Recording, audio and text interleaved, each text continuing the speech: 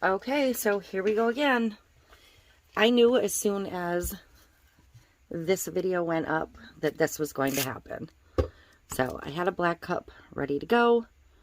I still need to sand this, and I need to sand down where my vinyl lifted a little bit, but I knew exactly what was going to happen. Everybody was going to be like, oh, just do it directly on the tumbler.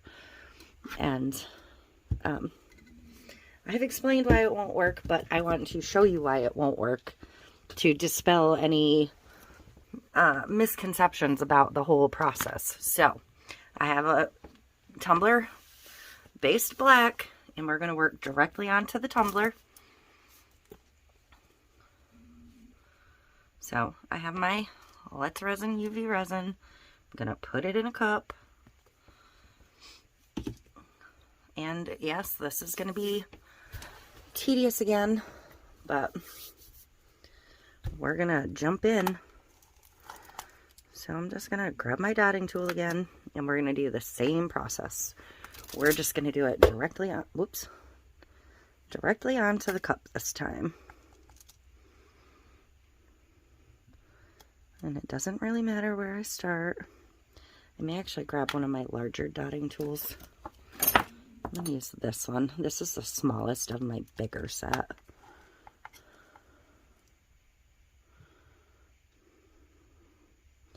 And just get slightly bigger dots this time.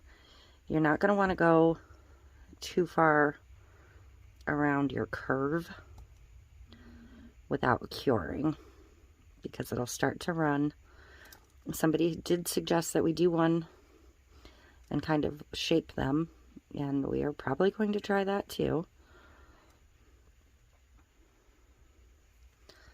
So again, it's going to be tedious, and this will start to dry pretty quickly. It'll like flash cure it. So I'm going to go ahead and like work on another section while I cure one section. It'll get the process moving a little bit quicker.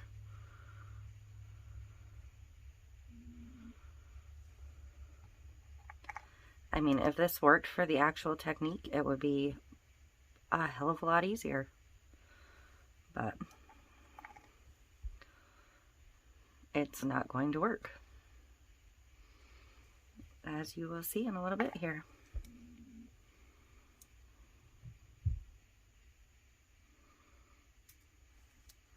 And I am not going to complete this cup. I am just going to do this and probably just get one coat of epoxy on it.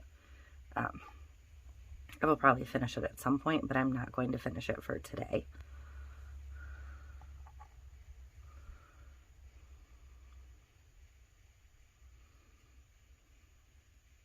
I didn't want to start it in advance of the other video because if I didn't have to do this one, I wouldn't have. But I feel it's necessary to do this. Because I'm working in front of the light, this is going to start curing on my dotting tool pretty quickly. So I will have to stop occasionally and clean that ball off. But once it cures, it just pops right off.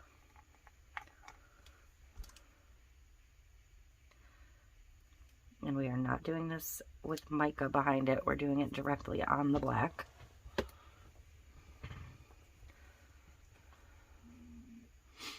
Because it's not going to matter, because we're going to put mica over the top anyways. Otherwise, you would just see the UV resin.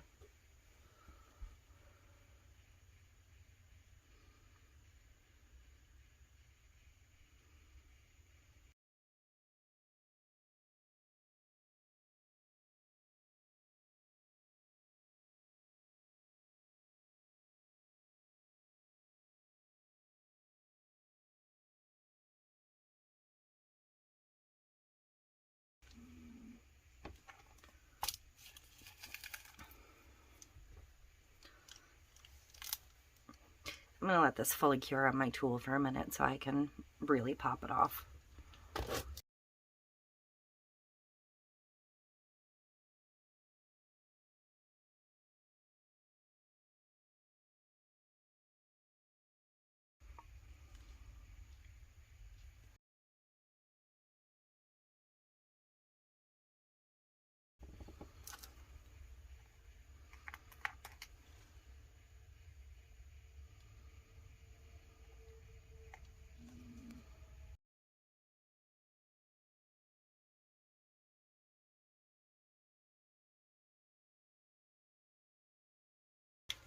So this is where we're at so far. I'm gonna continue on. I'm gonna do the bottom half and then I'll be back. I'm gonna stop recording because otherwise I'm just gonna keep rambling. So it is all covered. I have my lamp propped up on a couple boxes now because I'm just gonna sit here and put it under and hand turn it to make sure everything is fully cured. So I'm gonna pull this apart a little bit. I'm just gonna kind of turn it by hand. I could put it on a turner and prop it over the turner, but it's not going to take long, so I'm just going to do it this way. Okay, so I'm going to get a coat of my Tack It Over and Over on. This is a Mammoth fluffy brush.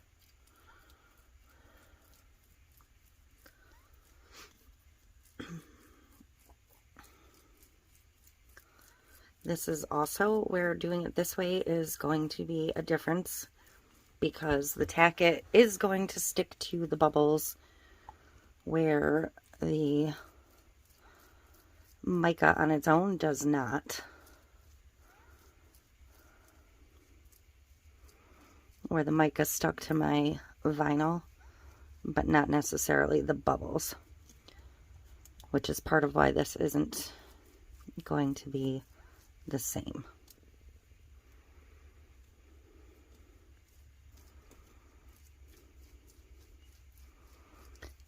I let these cure really, really well. And I'm going to do the bottom. I did set this on some mica, so I already do have a tiny bit of mica on the bottom. But I let this cure really, really well. And then I tapped at it with...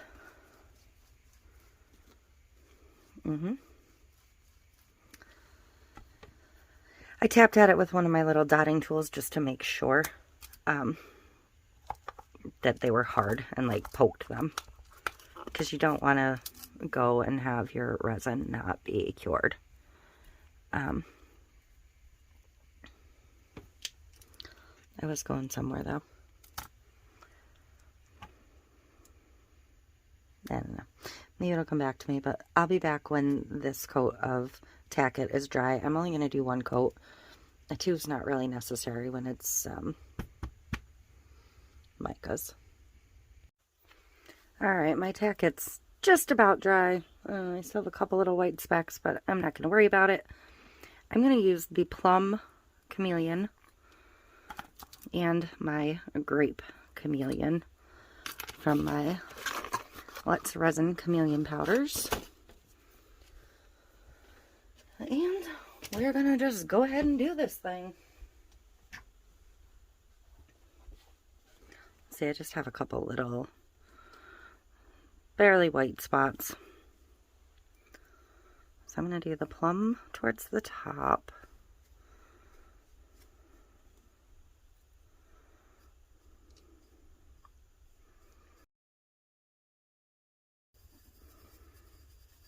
And again, we are not going to do a complete tumbler to decals everything at this point. This is strictly a why this way isn't going to work.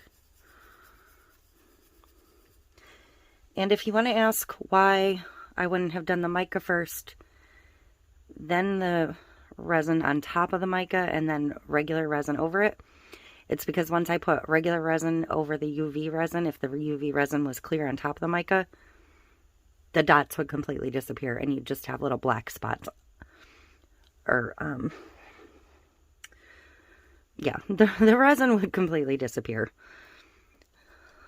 A water drop over a water drop negates a water drop, if that makes sense. It would completely go bye-bye. You wouldn't even see that drop.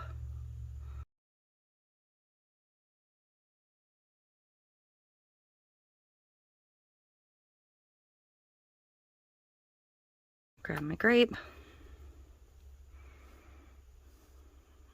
Grape is gorgeous.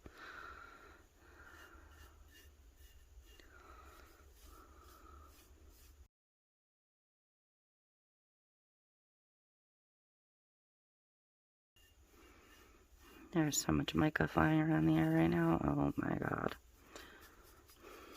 Can you see it on camera?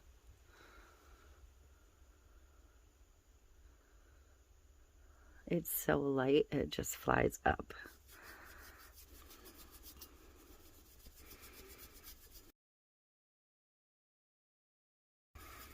So I'm going to kind of scrub harder on the transition line. Try and give it that little bit of ombre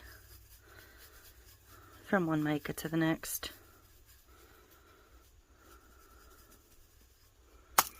Cover up my grape.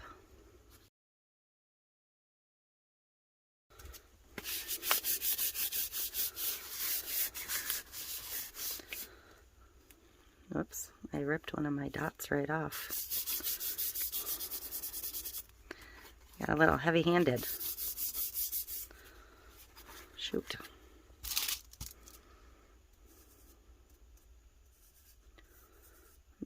There. All better. Not really, but it's fine. So I'm going to let this sit a minute because I do still have some very wet tacket at the top. And then we're going to come back in and we'll follow through and put epoxy on this, even though you can already see how this is headed. It's never going to look three-dimensional underneath. Had I brushed this with a regular green mica, we'd have an awesome pickle. Because they're always going to look raised, not. So, I'll be back and we'll get some epoxy on it. Okay, I'm ready to get the epoxy on this. Let's show you how it looks.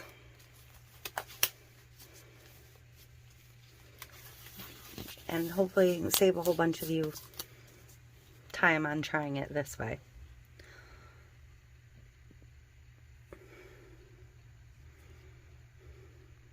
Unless, like I said, you want to do a pickle cup. Or, you know, a frog cup. Toad. Which ones have words?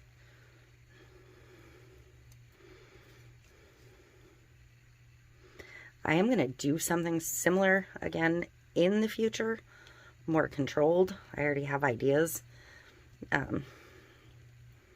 Because I do still think this looks cool. But this looks nothing like the technique. The water drop, rain drop, dew drop, whatever technique. This is definitely not it. And this is actually going to take as many, if not more, coats of epoxy to even out.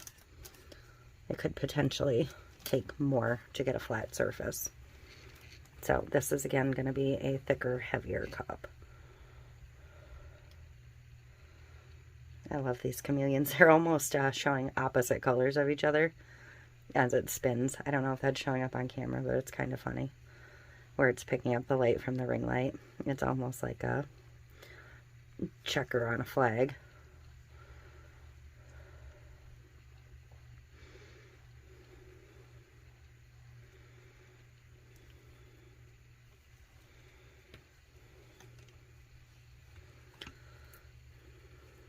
So again, I am not finishing this tumbler.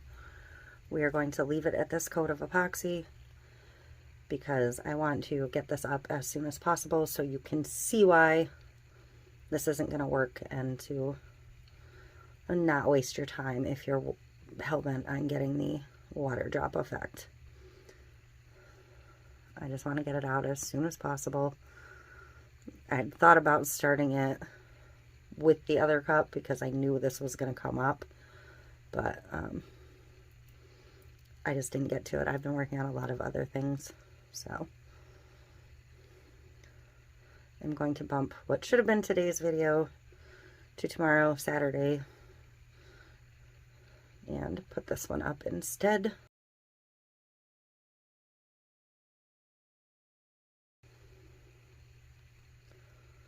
And yes, I am rambling. Too much coffee. What can I tell you? So that is it. That's as far as I'm going in this video. I may come back in and finish this at some point. I highly doubt I'll put it to the strip pile because it's too much work to go there. But, yeah, you basically get a bumpy, warty cup. That, like I said, is going to be at least 2 more coats, if not 3, to get smooth. But look at those gorgeous micas. I got green and burgundy now. And then I get the purple and the like darker greenish blue at the top when I tilt that way. So that is the way everybody said they would do it. This is the way I did it. It may not show up as well on camera, just how different this is at that angle. But there's a very distinct difference between the two. These look like little holes that are filled with water, and this looks like embossed Swiss dots. So that is that. I'm gonna let this end here. Let me know what you think, and I will see you in the next one. Oh, and for those that wonder, yes, UV resin will cure with the mica mixed in. So if you wanted to just go in and do this type of a method over whatever base, I would still go with a darker base if you're doing micas. And I actually have an idea for this. And you wanted to do like drippy drops. You can mix your mica into your UV resin and still cure it. It's just going to take a little bit longer to cure. But if you were going for like a more of a drop, like that one looks like a raindrop, if you were going for that kind of a look. So, but yes, that will work. It's just going to take you longer for the resin to cure. Just in case you hadn't ever done that and weren't sure. So that is it. I will see you next time.